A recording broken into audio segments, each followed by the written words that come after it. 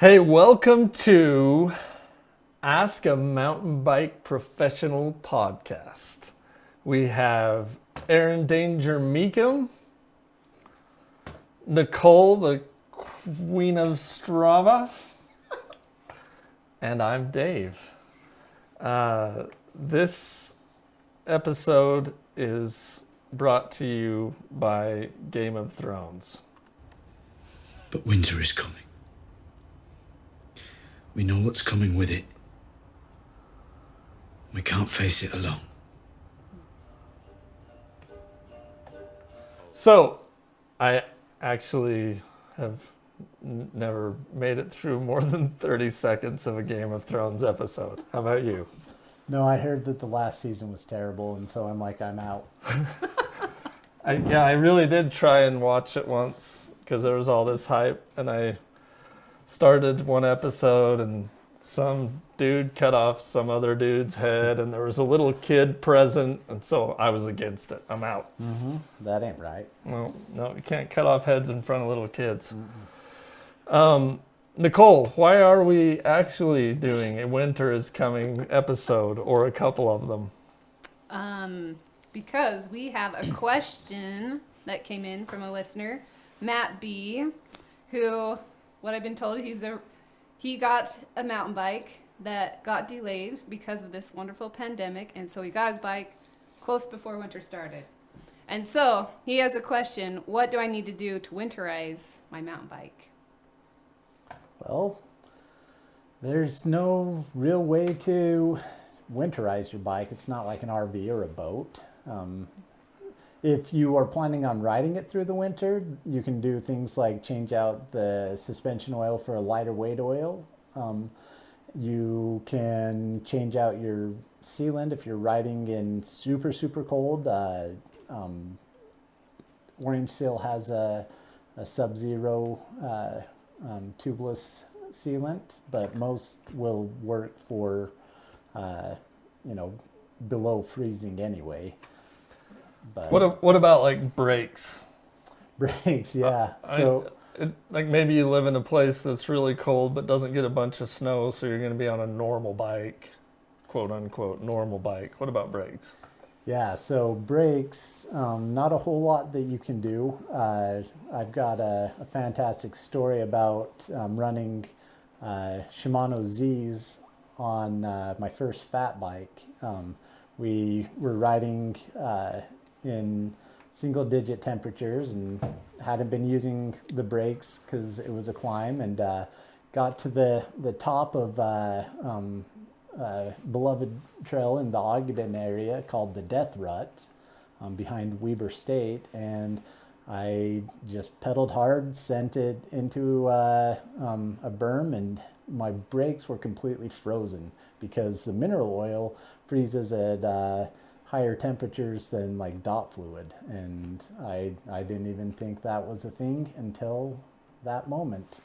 And so I launched off of that berm rather than railed it. Yeah, there's certain brake fluids just don't perform well in the cold. Yep. Yeah, so that's why a lot of fat bikes come with mechanical disc brakes, but usually if you're running dot fluid in your brakes, which you have to run dot fluid in brakes designed for dot fluid, and mineral oil in brakes designed for mineral oil. You can't just swap out to dot fluid for the winter. But yeah, if you're running mineral oil, just make sure you only ride in warmer temperatures. So other than those few things, there's really not a ton you do to winterize your bike. But this, Aaron and I were talking about this in the shop the other day, like what options you have as a diehard mountain biker. And I know, Nicole, that your mental health relies heavily on mountain biking. Just kidding. I shouldn't have said that. I think all of ours does I think to a degree. I think every single one of us totally relies on that. During the winter, it's hard because you can't go get your normal riding. So let's see if you can guess the two options Aaron and I came up with. For what? for what are your two main options in the winter Oh, okay. to succeed as a mountain biker and survive without having SAD, seasonal affective disorder, because you can't mountain bike? Well, one is to go out in it, like fat biking. Yeah. Is that one of them? Or Yeah. One Yeah. of them? Is ski biking the other one?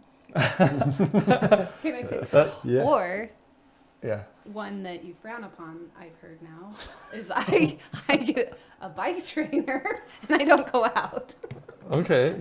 You, if you're a Zwifter, sure. No Zwift. judgment. Zwift. I've never used it, but my friends say it's awesome. Fat biking, though, that would be my, like, getting out still, figuring it out and getting out there on a fat bike. That's my number one, what I try to do. So you've nailed our first one, which we called embrace it. Winter is coming. Embrace the winter. Dig in and still enjoy your mountain biking in whatever form you want to. There was a second option that I think we'll talk about more in depth in another podcast. What was that, Aaron? Toss it and leave it. Big Or up was bike it pull up quick to retrieve it? I Oh, don't remember what we called head it. south. Head south. Head Oh. south. That's Well, the yeah. second option that we figured out. Which, Leave it. Nicole, you're a head souther too, right? Yes. Yes, absolutely. So we'll dig into that more in another episode, like how far south and Ooh, what sounds- that means. What does that mean? I know. How far south? Like, This you is know, biking. a couple hours to get out in the desert, or Mexico. Okay. Yeah. So we'll Head- cover head- all that later. Just head towards the equator. Yeah. When it gets warm enough, get out and ride. Yeah, exactly. Unless you're in the southern hemisphere, and then you gotta head Well, then north. you're in. Well, I guess they still have a winter. I was going to say they're in the summer, so it's not a concern. But they do. They do at have. one point They'll a have to winter, head north. just not right now. Yeah, or closer to sea level, I guess. Yeah. So basically, embrace it, dig in, love it, use the right gear, or road trip. Yeah. Yeah, Those are your options. yeah, those are your winter options. So, not to jump ship too far from the original question of what in the world do I have to do to winterize my bike, but you don't have to do a lot. Just What- ride it. Yeah, but what as far as let's talk fat biking first, I guess, because it's kind of the most I would say it's the most widely accepted mountain biking in the winter. Yeah. Yes. Yeah. If you have snow, I think that it's the most accepted, because there are lots of places that you can still ride, and it just kind of turns into the rainy season. But yeah, with our climate, especially where we live in northern Utah, we have two awesome single track local trails that get groomed, so we're able to still ride that. But yeah, with fat biking, there's really just two ways to ride. There's you kind of have to have it packed to some degree, and if it's not groomed, you can ride popular snowshoe trails if they don't hate you for it. Snowmobile. You can- Sometimes you can yeah. go where they groom it for snowmobiling. Yep, I've known people to do that. So I'm a little bit lazier than Aaron and Nicole, maybe. I like to fat bike, but I want to be on a groomed trail. Mm-hmm. I've made some attempts to do other stuff, and to me, it's not that awesome. So what goes into groom for those people that maybe want to start fat biking or start a community that gets around this? How did it happen locally here where you guys live? Like, how did the grooming start, and how does it get taken care of on a regular basis? Yeah, so how it started was the Nordic, or Nordic cross-country skiing crew. They decided that they would rather we didn't ride on their groomed trails. And so they're like, hey, why don't you guys go on the single track? Because they groomed the road with a snowmobile. And then on the single track, it was one of those Honda fat-tired motorcycles with like three-wheeler tires that are ginormous. And so then they started doing this thing called a sled dog, which was designed, it's basically a snowmobile track that pulls you. It was designed for like hunters and ice fishers and fishermen and stuff. What's the model of those Hondas? Aren't they like a 200 something? Yeah, I always want to say TW200, but that's the Yamaha. I think it's a TR. That might be right. Yeah, Google Images will help us out here. Yeah. Yeah, it's a Honda TR 200. Yeah, so if you're looking to, or a BW 200, if you're looking to That's purchase right, one yeah. and pick it up to try and do this locally and get a local fat biking crew going, that's a good way to start. What was the other one you said? It's called a sled dog. One important thing, though, is here in our community, they got special permission to take these fat-tired motorcycles on the single track, but it's only during winter while there's snow. And so the Forest Service gave permission for that. Oh, gotcha. So you have to work with your local land managers Mm-hmm. to get some sort of approval. Is this it? I mean, sorry for those just listening. The sled dog, snow dog is what it's calling it here. Oh, Does that look right to you, Aaron, for those watching? yeah, that's it. Okay, so it's kind of, I'll describe it for you. It's kind of this like little track-based machine that you stand behind. Have you ever seen anybody grooming up there? Have you caught them grooming? My favorite is when they're up right before me and I follow. Yeah. Freshly groomed. So I've seen them on it. Yeah. Oh, okay. I've only seen the moto dudes, and I actually volunteered to be one of the moto dudes right when they quit doing it. Because I thought that sounded like way more fun than the snow dog or sled dog. But those are kind of your two best options for grooming, right? Yeah. There are people that will do snowmobiles, and that works well. It's just really hard on like side hills to groom single track with a snowmobile. But it actually works fantastic if you just want to get your pedaling fix, to go out in a field and make some kind of a random course. And I know people will build jumps and stuff just through a flat field, and it doesn't quite do it for me, but I can see how people would be able to accept it. And it is better than sitting and playing a mountain bike game on your phone. I remember kind of vaguely. I'm not. I've kind of become an anti-social media guy, but there was a group that was pushing this really hard on social media, and they'd get guys that would go. But way back when, they'd get guys that would snowshoe it first, then the moto, then they would say, hey, we need a bunch of tires up here to kind of keep it in a state where you could ride it. And that first year, we got a ton of snow, so it was like 3 feet deep on the sides of the main groom trail, and that was pretty dang rad. Do you guys remember that season? I think Yeah. so. Yeah. Yeah, well, when I first started fat biking, it was we were on Surly Pugsleys and Moonlanders, which were, about the only realistic option. There were some Alaskan bikes like Fat Bike or Fatback and 907 and Borealis, but those weren't realistic options for somebody wanting to break into it. Anyway, what we would do is find out where people had snowshoed, and then we would ride those trails, and it was terrible, genuinely awful. It would have been better to have just pedaled around a flat field, but it was so bouncy, but it was a way to get the fix.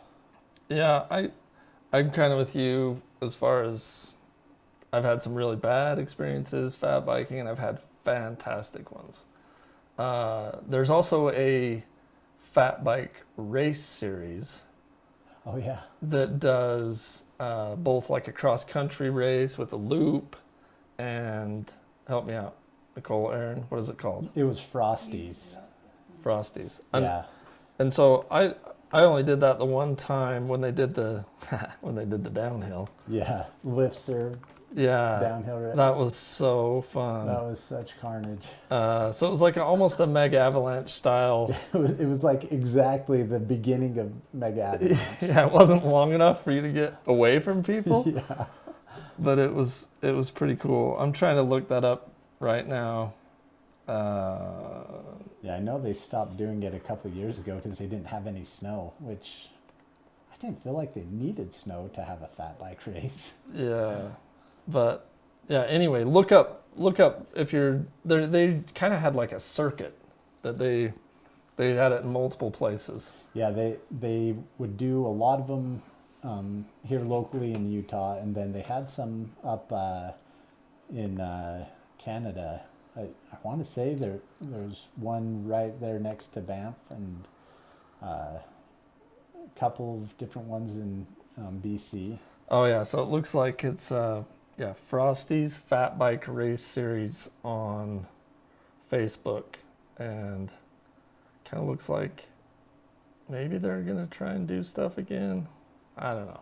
Anyway, worth looking up. Kind of cool if you want to start an event. We're all about community involvement and getting more people out on bikes year round. So if you have the gumption, then yeah, build some trail, get out and ride, create a Frosty's mountain bike event knockoff near you. Anything else with fat biking? Somebody new getting into it, what would you recommend? Okay, I would say just something to prepare yourself for mentally. It is not the same as going on dirt. So for me, like going down, that was really fun. But going up is, I don't know what you'd say, but I would say it's like 15% harder than like biking up dirt. There's like a little resistance. 60. 85%. Okay, this is very much up for interpretation here. But you just have to have in your head it's not going to feel exactly the same. Especially climbing, I feel it's a little harder, but it's worth it because coming down is actually a lot different. It's very smooth because there's just not rocks everywhere, and get a little slidey more. I feel like it's kind of fun. So that was something for me. Just it's not going to be the same, but that's okay. Yeah, I always tell people asking about it that it's as different from mountain biking as road biking is from mountain biking. And yeah, the tires are heavier. The terrain is slower because snow just doesn't roll as well as dirt. The tires have more grip and more surface area, so they're gonna roll slower. They're heavier, so all of that makes it so that it's more difficult. In fact, most fat bikes come with like a 26 or 28 tooth chainring on a 12-speed drivetrain. So you've got like a 51, 52 tooth climbing gear on back and a 26 up front. You can climb up trees, but very slowly. Yeah, and I think, well, the beginner thing, I'm notorious for not giving people a good heads up. Join Aaron on that one. I think I've become a little better since doing the mountain bike coaching courses and certifying there. It changed the way I thought about things a little bit. But I've taken a number of people out snow biking for their first time, and you kind of the things that it makes it really cool to me is it helps you with your technical climbing. because you have to do everything kind of slow and balance your way. And then on the way down, it really helps you, which sounds weird, but it really helps you to hold a line. Because the second you get off trail, especially if it's deep, you're over the bars into the powder, which is fun. And it's really fun to take somebody that doesn't know that and give them the chance to, get a little sendy into a corner. You're like, just treat it normal, go fast. They're probably not going to get hurt because it's deep snow. Yeah. But I've had a lot of great experiences taking people out for the first time and working really hard to get to the top and then just letting them go down to the bottom. But really, you have to kind of hold that middle line, or you're gonna go over the bars. There's no two ways about it. Yep, 100%. So that's what I like about it. I really do feel like it's tremendously helpful though for slow balance riding. Absolutely. And improving your overall ability to kind of stick a line on a trail. I feel like we might make it sound less fun, but it's not, because you're so grateful to be on your bike. Yeah, no, in the winter. So it's just a different experience. You just have to be ready for that. Yeah, it's different. You But have it to still is a have lot of different fun. expectations. It's Yeah. kind of like when I just watched the newest Home Alone. Oh. I had very, very low expectations, and I thought it was fine. He laughed a couple times. It was a good time. But that's because of my expectations. If I had been expecting Macaulay Culkin level of Home Alone, I would have been disappointed. You also got to be willing to deal with this. Picture. That's gonna happen. That's after being out in the cold, but it is awesome. Like I would totally agree with Nicole. We're selling it short. It is fantastic fun. My wife absolutely loves it, and she does not love the cold, but she loves doing this because it's so worth it. One other thing to keep in mind is on groomed trails, trails that people put in their time and effort for. You do need at least a 3.8-inch tire. Trail cops. Yep. And don't step on the trail in your boots. Gatekeepers as well. Yeah. And what was that, Nicole? We don't want post holes from shoes, so you don't want to sit there walking on it, trying to get back on your bike, and you make these holes that are there forever. It's groomed again, so some a little bit different etiquette in the winter that you don't really have to think about is taking care of the work that went into grooming those trails for everybody. Yeah, that makes sense. So fat biking, we kind of covered. I have attempted to do some fat bike shuttles. And it didn't turn out great on most of them. But on a snowmobile once, it was tremendously fun. We got snowmobiles and put a bucket behind and dropped our bikes in and hauled them up the hill and came down kind of a famous sledding hill up in the mountains, and that was a riot. Ski resorts. There are a couple out there that do a lot. Most require you to have an edge, and we're going to transition into ski biking in just a second. But I think there's a couple that either have really good Nordic trails that you can ride or allow you to ride them on some of the lifts. Am I crazy? Yeah, especially Midwest stuff where nobody wants to ski anyway. I'm sorry for anybody that might be listening from the Midwest. Your skiing is fine, and you're probably a better snowboarder than I am. Anyway,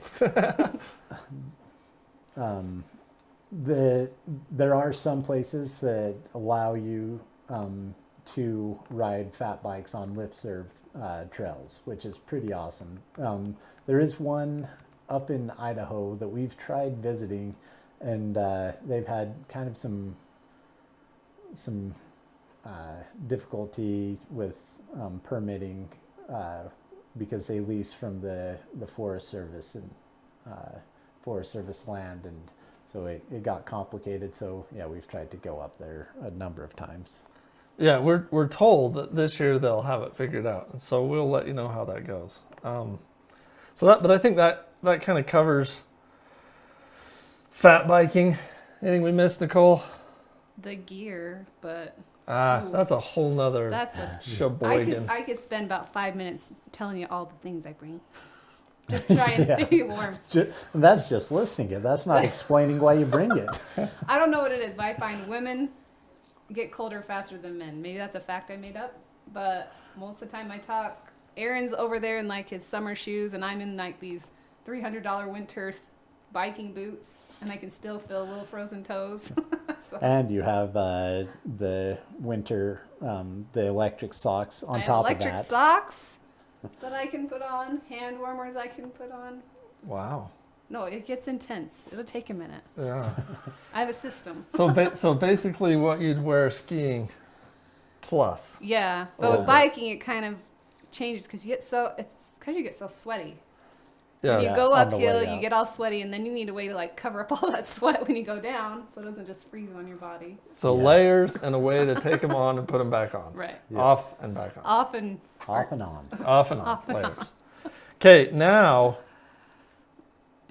I am so excited to talk about ski biking. This is Dave's favorite. Yeah, because I don't love to pedal uphill in the snow, but it is fun. So Go do it. Or in the hard. dirt either. Yeah, sometimes I don't like doing the dirt, but yeah, we're gonna do a whole podcast on building the ultimate shuttle rig Yeah. on a budget. Has to be a budget. Yeah, we didn't say how big that budget was, but on a budget. But yeah, ski biking. This is kind of a new thing. All of us have at least tried it, and I pretty much do it at least once a week in the winter up here because it's super rad. It's so fun. But history of ski biking, real fast, Aaron. It started back in. It probably started about the time that the bike or even the velocipede started. And so yeah, it's been around for a long time. They've got a couple of different options. The more traditional bike style is called pegger because you stand on pegs, and the other is a ski bob.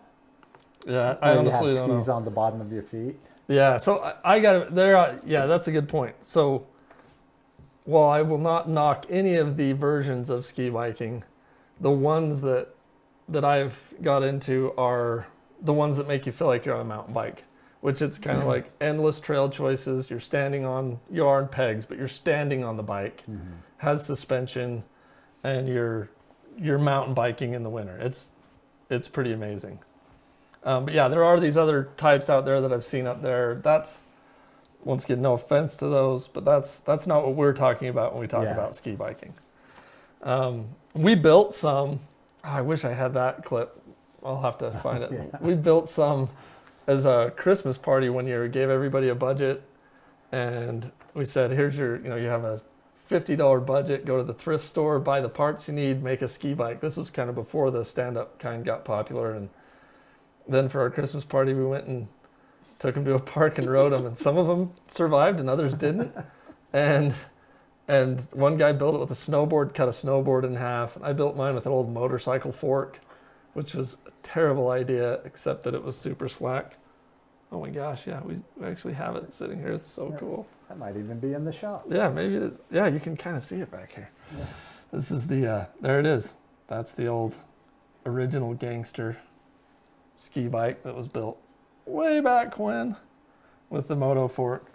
We've hung on to it kind of as a shop decoration. But that was fun. But the really good modern ones, Lens makes some. Tangent ski bike. Tangent ski bikes, the ones that Tho- we've done a lot with. Yeah, Who else tho- makes the stand-up kind that are not like a scooter and not like a snow go and not like a sit on a motorcycle seat with skis? I think those are the two main ones. There's one more a out of Park City. Sledgehammer. A Sledgehammer. What's the Park City one? Oh. I don't know either. I can't remember. You'll find it if you look for it. We took some dudes who had never been. So let's talk learning curve. We took some dudes who had never been, but were skiers and mountain bikers. And day one, we had guys trying to backflip them. Very first time out, and they came really close actually. Yeah. So it really does. Oh, oh darn. That was bad. Yeah, I if you're watching the video, you just saw our good buddy Ian lawn dart his head into the snow and snap a ski off of one trying to backflip it. That was his first day out on one, and they really are. I would say, Aaron was a snowboard instructor, so I mean, compared to snowboarding, how hard is it to pick this up? Oh, it's way easier, especially if if you know how to ski or snowboard, you understand that edge control, and you know how to mountain bike. It's super intuitive once you figure it out. Obviously, there's some very real differences between mountain biking and ski biking, but there's a lot of changeover also. But yeah, if you understand edge control, you'll pick it up super quick. And I'm a solid novice snowboarder, and so you taught it for how many years? You're such a dork. But Aaron's a good snowboarder. But I honestly feel more comfortable through tighter trees on a ski bike than I ever did on a snowboard, just because you're able to kind of steer a little bit more with the front ski and then scrub speed with that back ski, and so it makes it really fun. And the first time I went ski biking, we started headed towards the trees. There's this trail that gets ridden a lot into the trees, and so it starts to feel very pump tracky. And I was hitting the pumps and loving it, picking up speed. And then all of a sudden it goes into these tight trees, and I start reaching for the brakes, and I'm freaking out because like it feels so much like biking. And once I took a second, realized where I was at, what I was doing, I was able to scrub speed, and all was well. Oh, we just had Nicole going down on a ski bike. Yeah. In our background. Ski bike is me falling. But Nicole, you are you an avid skier before, or you'd skied some? Well, I had skied. Aaron had taught me to snowboard. I could do both. Okay. But when I hopped on a ski bike, I got on it, and by the time I got into the bottom of the lift, I felt like I'd gotten how to move it and catch the edge and turn and all that. So it was like really fast to understand how to ride it. Yeah. And we should throw a disclaimer out there. We're all mountain bikers and we bike a ton. So I think if you're just picking it up and you haven't skied or mountain biked, then you definitely want to take your time to learn how to stop and catch an edge to turn and all that. But if you've done those two things, the learning curve's pretty short. Yeah. If you've done one of those two things, it's fairly short. If you've done both of them, it's super short. And it is ridiculously fun. I used to kind of dread winter because I just ended up coaching youth sports all winter and not getting out on a bike unless it was, on a fat bike, which we've said is great, but it's freezing cold and really hard. But I love ski. Like I look forward to winter. I miss it in the summer sometimes. It's so fun. It is such a good time. And as far as conditions go, when we originally got into it, we kind of thought it was all about groomers and trails, and it's totally not. It is awesome in the powder. Yeah, free ride everywhere you go. Yeah, it really is. It is so fun. And big shout out to Scott. With Tangent? Yeah, Scott with Tangent. Yeah. He kind of got us into this. Yeah, he actually taught us. Yeah, he went up with us and taught us how to do this. We took a bunch of guys. He was kind of frustrated when one of our dudes took it straight line down the hill, straight towards the lodge, just didn't turn at all, probably hit 45, 50 miles an hour. Yeah. Yeah, and he knew what he was doing. He was just riding it out, but no one else knew. Yeah, we all thought he was going to kill somebody. Yeah. But yeah, Scott was awesome. Tangent ski bikes, I'll say that again. They've been a really cool company to work with, and he's been great to get people out and teach them how to do this. Anything else on ski bikes? I don't. I have nothing. I'm pretty sure that there's no ski bikes in Game of Thrones. Starbucks. Yeah, there's a coffee cup in the background Yeah. controversy that made its way into the news, but I don't think there's anything cool like ski biking. Maybe I'll watch it so that I can see if there's ski bikes. This is a horrible commercial for Game of Thrones. This is really not very good. So any other ways you can embrace it? I think that's probably everything. Yeah, there's. Oh, I would say find a friend. Oh yeah. Yeah, find a friend because for absolutely. me, getting cold is unpleasant. But once I'm there, it's way fun, right? If you're prepared and everything, but sometimes leaving your nice, cozy, warm house in the winter. So have someone that you get into it and they enjoy it and you can say, hey, let's go do this once a week or whatever it is. And Yeah. a lot more fun with people. Making a plan forces you to get it out also, because it's easy if you're going alone to say never mind. Look at all those especially when it's friends. cold. Yeah, and if you're a mountain biker, people want to try this stuff. Like you're gonna find friends that haven't done fat biking, haven't done ski biking yet. Oh, and you should say some ski resorts will rent them out so you could give it a go. Yeah. right? Yeah. You don't have to go buy one. Yeah, that's necessarily. true. I mean, I know at our little shop we don't do a ton of rentals anymore. We used to do a bunch, but the rentals we do, wouldn't you say, are mostly fat bike stuff or winter stuff where people are trying something unique. Yeah. Because a lot of people have a friend with a mountain bike to give it a try and somebody to take them out. But in the winter, a lot of people are like, oh, I love mountain biking. I've gotten into it. I want to keep doing it. Because I remember when I first started mountain biking, like more than just occasionally, every fall I'd be in great bike shape and I'd go to Moab and love it, and then in the spring I'd go ride my local trail, which has like 900 feet of elevation and 6 miles, and I'd be dying getting to the top. Yeah. And so fat biking helps you maintain that fitness, and Or ski biking helps you maintain your shuttle fitness. Because that's what's super important. that is true. How many laps you can hammer out in a day. Yeah. And so that gets you on point there. I thanks to Matt for asking that question to spark today's discussion. As always, thanks to MTBTune.Online. Though we didn't really get into a lot of tuning for the winter stuff.